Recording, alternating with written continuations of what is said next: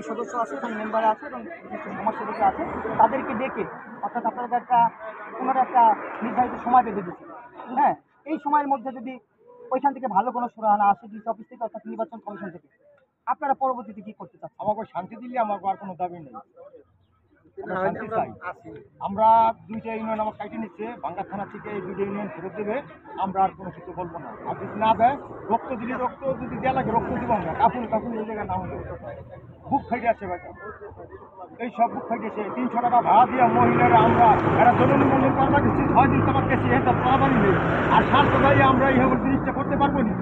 এরপর ভাঙ্গার কোর্টও চলে যাবে, ভাঙ্গার কোর্টও চলে যাবে। বক্তব্য না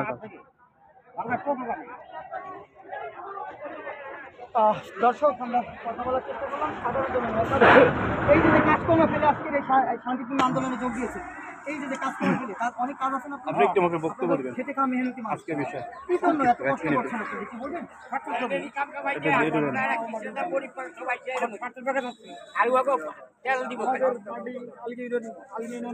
সালতা থানা এলাকায় আমরা চাই ভাঙ্গাপুর মানুষ শান্তিতে মানুষ শান্তি মতো থাকতে চাই। আমাদের এই সালতা থানা যাওয়া তো আমাদের দরকার নেই, আমরা আমরা বসবাস করি, আমরা আলগিউনিতে থাকতে চাই। আমাদের আলগিউনি অবিলম্বে ফিরিয়ে দেয়, এই যে আমাদের শান্তি। ধন্যবাদ দর্শক।